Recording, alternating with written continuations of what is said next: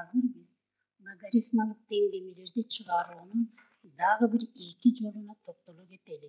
Биринчи теңдемебиз мына эрекиндей теңдеме болсун. Мындай теңдемелерди кандай кылып чыгарабыз? Бул теңдемелерди чыгарууда аныктоо гана пайдаланылат. Муну биз аныктоо боюнча кандай деп түшүнөбүз? 4-тү 2x минус 4-чү даражага көтөрсөк, 2x минус 4-чү даражага көтөрсөк, анда 2 көбөйтүлгөн 4-түн x минус 2-чи даражасы минус 1 чыгат дегенди түшүндүрөт. Демек, мынабул жазуу теңдеме 4-түн бул даражасы буга барабар дейт экен. Анда аныктоолорду пайдалансак, даража көрсөткүчтө терс сан туруп калды. Кемитүү туруп калды. Муну кандай түшүнөбүз?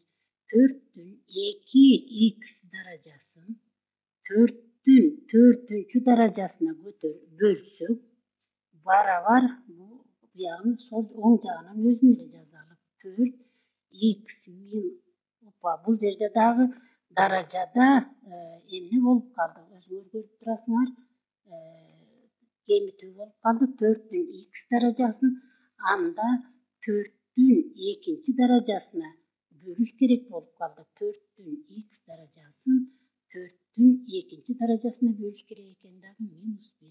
Бул жерден жалпы бөлүмгө келтириш керек экендиги көрүнүп калды.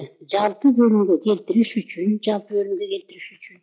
4-түн 4-чү даражасын жалпы бөлүм деп кабыл алабыз. Анда 4-түн 4-чү даражасы бул 4-тү өзүнө өзү 4 жолу көбөйтүш керек болуп калат дагы, ал 256-га барабар. Ошентип жалпы бөлүмүбүз 256.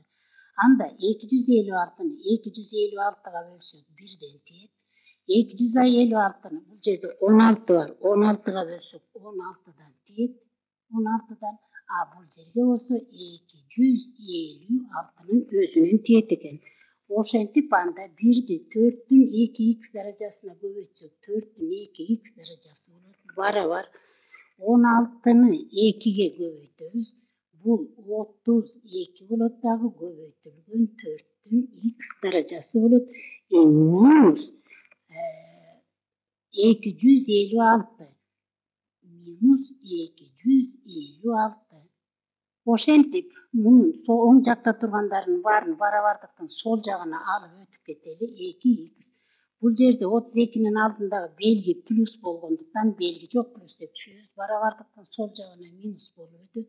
32 көбөйтүлгөн 4-түн x даражасы плюс 256 барабар 0 болот. Ошентип биз бул теңдемеде кошумча белгисизди киргизүү менен чыгарат экенбиз. 4-түн x даражасын y деп белгилесек, анда мындай теңдеме пайда болот экен. Y-тин квадраты минус 32y плюс 256 барабар 0. Бул теңдемени оңой эле чыгарсак болот. Y бирин квадраттык теңдеме болуп калды. Биринчи, экинчи барабар 16. 32 бул жуп болгондуктан жарымын алса болот. Формулада берилген 16 плюс минус дискриминантты эсептесеңер, дискриминант 0 чыгары көрүнүп турат. Ошентип y барабар 16-га барабар болуп калды. Y 16-га. Бул y деген эмне болчу? Биз мына жерде кошумча y-ти киргизген элек. 4-түн x даражасын y дегенбиз 16-га. Муну кандай түшүнөбүз? 4-тү кайсыл даражага көтөрсөк 16-га чыгат дейт. Албетте 2-ге. 4-түн 2-чи даражасы 16. Ошентип теңдеменин тамырын таптык. X барабар болот экен 2-ге. Эми экинчи теңдемени чыгарууну карап көрөлү. Бул теңдеме чыгаруу эмнеси менен айырмаланат? Бул теңдеме биринчи аныкталуу областын таап алышыбыз керек экен. Себеби логарифманын алдында, биринчи логарифманын алдында турган x-тин квадраты плюс 8 бу дагы оң сан болуш керек. Себеби логарифманын биринчи сааттарында ушул жөнүндө сөз болгон. X плюс 1 дагы оң сан болушу керек экен. Демек, теңдемени чыгарыш үчүн экөө тең аткарылыш керек. Анда Мындан биз эмнени көрүп турабыз? Биринчиде x'тин квадраты дейт. Каалаган санды квадратка көтөрүшкөндө оң сан болот. Оң санга 8'ди кошсок оң сан. Демек биринчи барабарсыздык x'тин каалаган мааниси үчүн аткарылат. Ал эми экинчи барабарсыздык болсо, бирди барабарсыздыктын оң жагына алып өтсөк, минус белгиси менен чыгат дагы -1. Ошентип бул теңдеменин аныкталуу областында x -1ден чоң болушу керек экен. Муну кандай түшүнөбүз? Берилген теңдемени чыгарганда тамыр -1ден чоң болушу керек экен. Так, анда чыгарууну баштайлы. Логарифмалардын айырмасы турат. Анда эмне болот? Анда логарифма биринчи сабактарда айтылган болчу, анда бөлчөк болуп жазылат. +8. Башкача айтканда тийиндинин логарифмасы болот.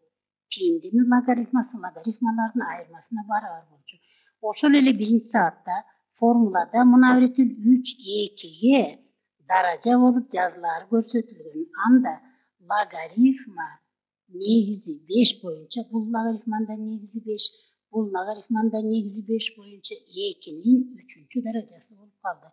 Негиздери бирдей болгон 2 логарифма барабар болуп калды. Анда эмне болот? Анда сандардын өзү дагы пайда болот дагы, барабар болот дагы.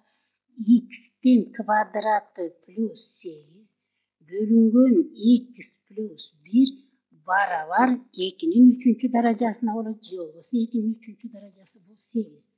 Жалпы бөлүмгө келтирели.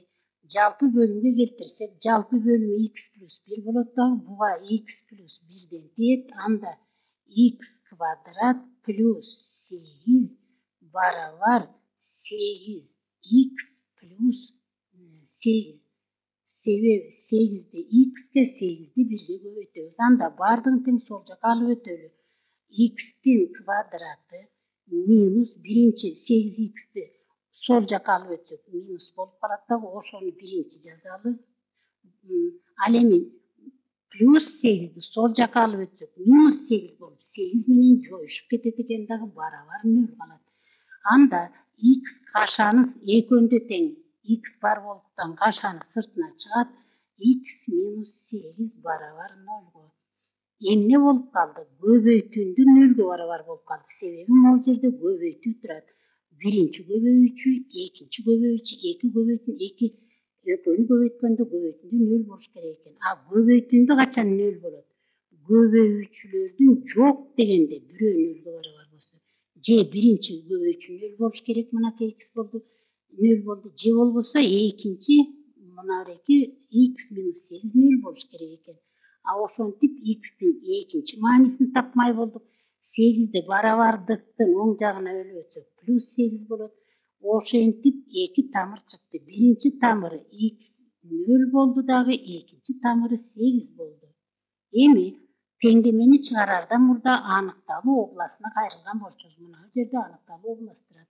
X кандай сан болуп табылышы керек эле? -1ден чоң болуш керек болчу.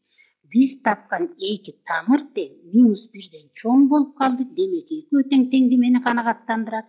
Анда жообун жазып койсок 0 жана 8 болот.